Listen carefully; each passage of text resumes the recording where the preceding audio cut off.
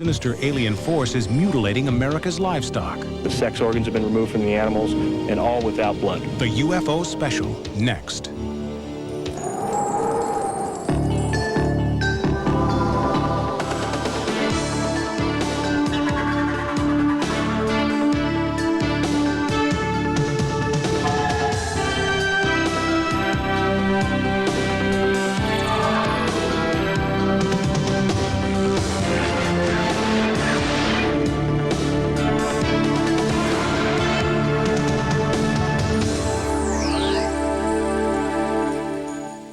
Welcome to Sightings. I'm Tim White. Tonight, UFO experts who conduct serious research have a whole vocabulary to describe their formative science. One term you may not be familiar with is flap. A flap occurs when UFOs appear in waves over a specific area for a specific period of time. The appearance of flaps has sinister overtones for ufologists who believe these recurring sightings have a secret and perhaps deadly agenda.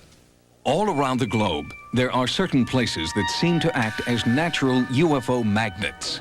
These areas are attracting flaps, or waves of UFOs, that may last for years. There are hotspots in Russia, Europe, and in South America, the heavily populated city of Sao Paulo has had hundreds of sightings by thousands of people. These flaps have prompted researchers to try to find a common pattern or motive. Anybody who studies this soon becomes almost desperate to understand a pattern or to impose some purpose on the phenomenon. In the United States, sightings are widespread and occur almost nightly. America's #1 hotspot is Gulf Breeze, Florida. Ralph Fuller's sighting in 1988 was among thousands of others, but Ralph was the first to capture a UFO on tape. I don't know what that is out there over the Gulf, but we just had a real bright light. I think it might be a flying saucer. They seem to spawn one another. The two went to 3 and 4, and ultimately, over a matter of maybe a couple of minutes' time, there were 10 of these lights out over the Gulf. And they seemed to be in some semblance of a formation, but still in all, there was no movement whatsoever, no noise, no sound, nothing of that sort. You see nothing but the Gulf of Mexico. The nearest point of land would be the Yucatan Peninsula. And there were no boats or anything of that type in the area either.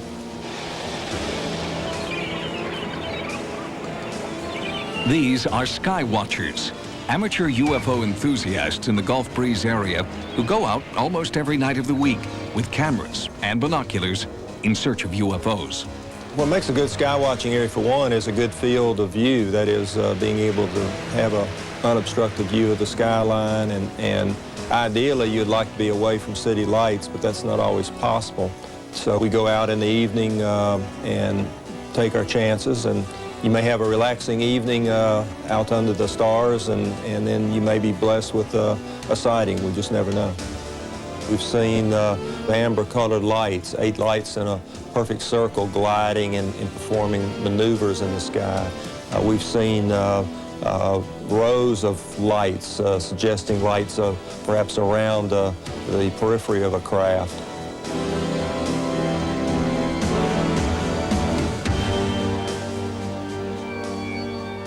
There are UFO hotspots all over the country. Gulf Breeze, certainly, but also here in New York State near a little town called Pine Bush. And the hotspots here near Pine Bush, according to one scientist, have a very special meaning. Bruce Cornett is a geologist who lives near Pine Bush, New York. After numerous significant sightings of UFOs near his home, he began studying the area with an electromagnetometer. What I found is that these magnetic anomalies are in specific patterns.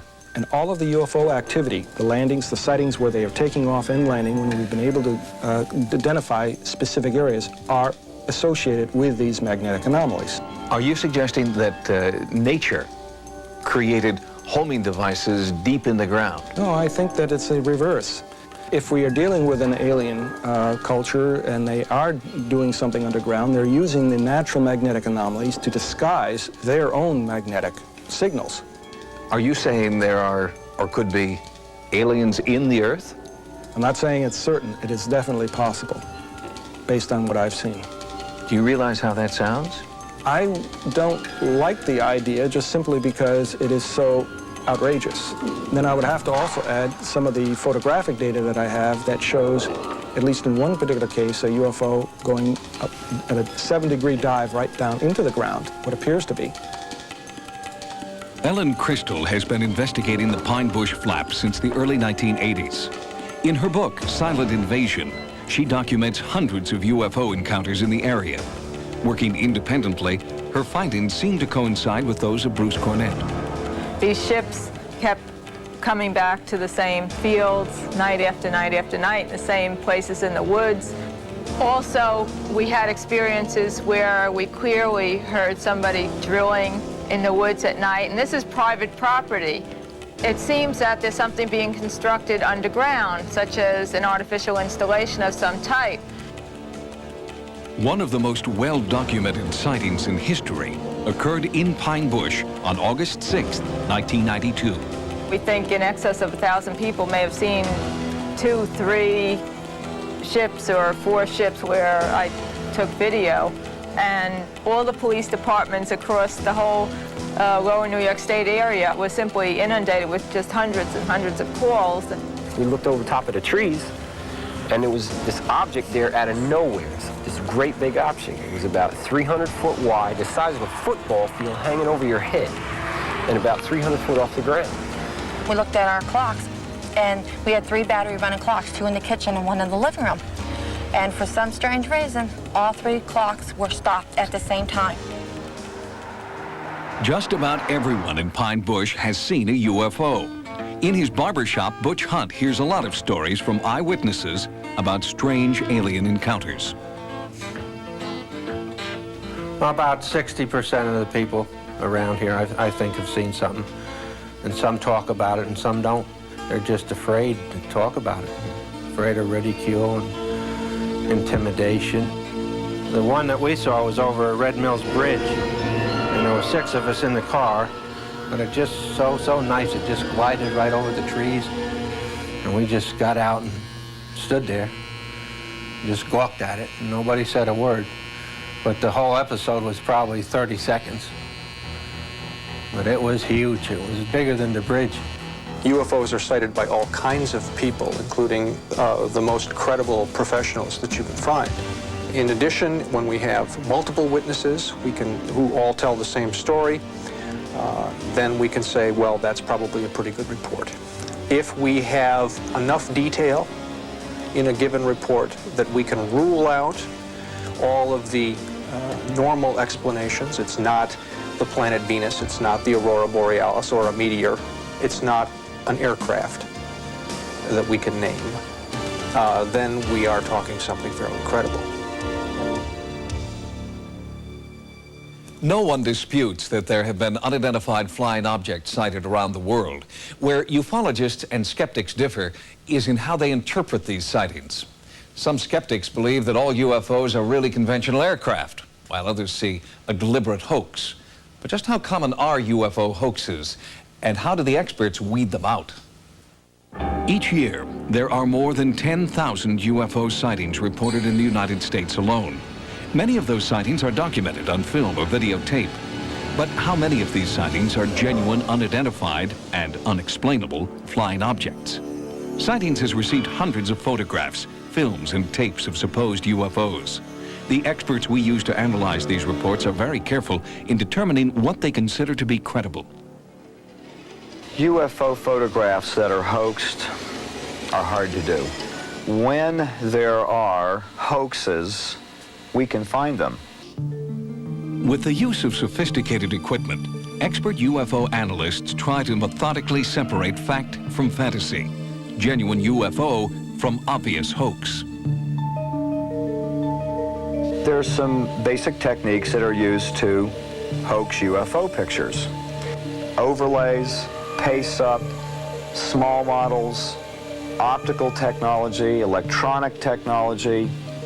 In fact, the library is full of techniques on special effects. Many videotaped images appear genuine, but careful analysis and scrutiny often prove otherwise. This tape received by Sightings was analyzed by Dilatoso. This is a good example of a very well done, well executed hoax of a UFO. You'll notice here on the edges that the edge here, this edge, this one, are all the same number of pixels. When they are very similar, as they are in this picture, it indicates that it's a small object close to the camera. Point of the story, this is a model. First of all, they're all potential hoaxes to begin with. So if the picture looks too good, it probably was staged. Now that cameras are in the hands of the general public and most everyone has one, we are finding that there is an increase in the availability of videos of UFOs. You can't just say, oh, this is a hoax. As a scientist, it's your obligation to finish the question and the answer. If it is a hoax, how did they do it? When I first got into this, I used to think that there was considerable hoaxing. But over the years, I've discovered that there's a whole lot less hoaxing than we assumed, and that the situation is probably reversed. Maybe 20% are deliberate hoaxes perpetrated by somebody for some purpose of his own, and maybe 30% are misperceptions. And the rest seem to be real unknowns to me.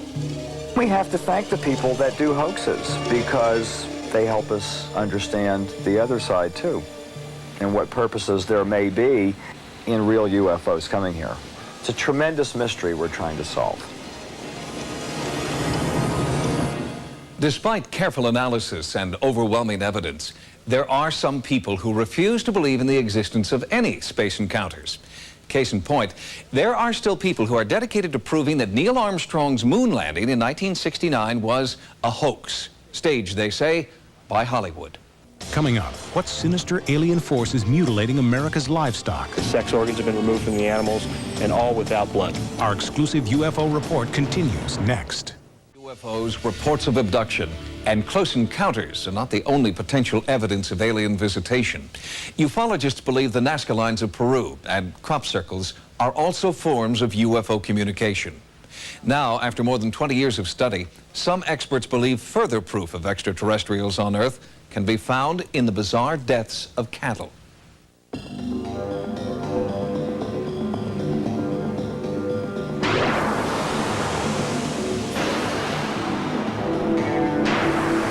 The cut on her jawbone was just real sharp, precise cut. A large incision, removing its sex organs, rectum had been cored out, tail cut off. Her milk sac had been cut out on the left side in an oval about the size of a basketball. It's a mystery that remains unexplained after 30 years of investigation. Some claim alien forces are responsible. Others claim cult activity or secret government testing. Cattle mutilation. The most recent outbreak appears to have been in a 3-county area of northeastern Alabama. Over 50 cases of mutilation have been reported in just the past 6 months. Organs appear to have been removed with surgical precision. So far, the farmers in the area have lost more than $40,000 in livestock. With such tremendous losses, the police department in Fife, Alabama, has launched an intensive investigation. Ted Oliphant is a Fife police officer who has personally investigated more than 30 cattle mutilation cases.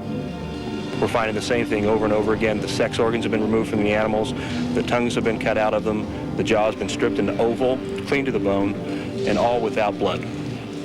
Who or what is responsible for the seemingly ritualistic slaughter of these cattle? Researchers have little to go on beyond these decomposing carcasses. And despite attempts to prove that a sinister force is at work here, some experts believe the mutilations are all the result of natural causes. It leads us to think maybe that animal is getting mutilated, but what's happening is predators, vultures, are also involved with that process. The indication that the predators are not responsible for these animals being cut on is the evidence of high heat at the excision evidence of high heat in excess of several hundred degrees or more, according to the pathologist who studied the tissue samples. That pathologist is Dr. John Altshuler. He has studied suspect cattle tissue for the last 4 years. The tissue at the incisional areas is very firm and very hard and looks burned. And the microscopic evidence clearly indicates that heat has been applied, and predators, to my knowledge, cannot do that. Here we have a photomicrograph taken of the hide from an animal where we've had evidence of burning. The arrow shows a pink color to the tissue underneath the lining of the hide. As we move towards the cut area, you notice a definite color change from pink down here to blue up here. This is a very typical change of exposure of tissue to heat. Other unusual evidence has been found at some alleged mutilation sites. A white flaky substance was recovered from one Alabama location. Officer Oliphant had it analyzed at one Eastern university. And they determined that it was composed of aluminum, titanium, silicon, and oxygen. Aluminum and oxygen, or aluminum oxide, is what's used in the styptic pencil that I use if I've cut myself after shaving, and that stops bleeding. Perhaps that has something to do with why the animals don't have blood on them at the excision lines. In more than half of the Alabama cases, farmers report seeing an unmarked helicopter leaving the scene just before or after a cattle mutilation. They had a chopper in behind my barn. Had all my cattle rounded up in behind the barn. The chopper, when it appeared, it was kind of unordinary. It looked like it's sitting on a box, you know. Of course, it was big enough to get a cow in, you know. If they catch them hovering over their cattle and pasture, I'd probably shoot him. Probably shoot him. Loud helicopter noise, sounded like it was right over the trailer. Went out the front door, went over to my car, returned the seat, pulled out a handgun. I walked towards the edge of the trailer. I saw the helicopter. It's a light blue helicopter, no markings, no numbers, and it was hovering about 15 foot above the tree. I dropped my holster, and the helicopter veered off. I think the greatest mystery of this case is the lack of physical evidence that we found at the sites. Only in one case did we find that white flaky material. We haven't been able to find footprints, we haven't been able to find tracks or wheel marks or anything to indicate that anybody's even been in there. How do you explain that? We can't. My tendency to believe is it's something of a lot higher intelligence than what we've got in normal everyday occurrence around here. Don't really have any ideas who could be doing it or the reasons behind it, you know. You could get most of the parts they removed from a slaughterhouse for free, you know. Yes, sir, I run a meat processing plant, and I made a statement that I would donate them jawbone, the blood, their rectum, and whatever, you know, if they just asked me for it, and then they wouldn't have to kill these farmers' cattle like they do. Despite the willingness of the ranchers to cooperate with authorities in a larger-scale investigation, most government officials are sticking to the predator theory. They do not believe that high-tension lines in the area are somehow related to the mutilations. They also deny charges that the government is mutilating cattle in order to support new technology, replacing human blood with bovine blood. And what about the unmarked helicopters? Do they point to the existence of a conspiracy?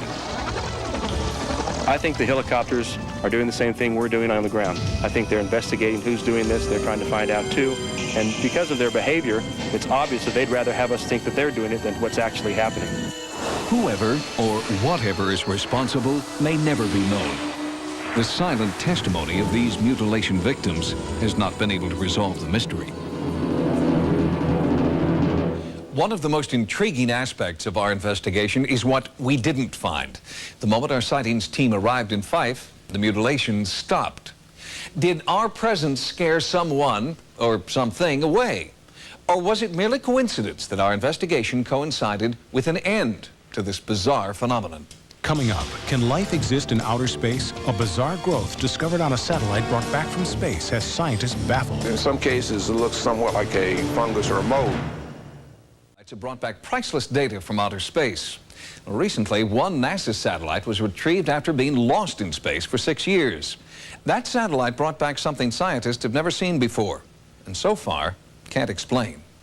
Scientists are puzzled by the unidentified space growth and excited at the prospect of what may be a new life form recovered from the exterior of a satellite. The growth is a very interesting phenomenon. It's not exactly identified yet, but it's still in preliminary stages at this point. The growth appeared on an LDEF, the abbreviation for Long Duration Exposure Facility, basically a satellite designed to expose and test materials in outer space. It is a gradient growth that generates from an area in which the covered portion of the LDEF was located at. And as you can see specifically right in this area, you get a very silvery looking area to a very dark brown into a brownish white kind of area. In that area, scientists found microscopic fibers. When they were magnified by a high-powered scanning microscope, mysterious images were revealed. In some cases, it looks somewhat like either like a fungus or a mold, at least to some of us. What came back on this satellite appears to be organic, but some researchers believe the growth is merely the result of a battery leak on board the craft. Others point to the fibers as proof that the growth is organic and that strange new life forms may exist in outer space. If you've had a paranormal experience, call the Sightings Hotline at 1-900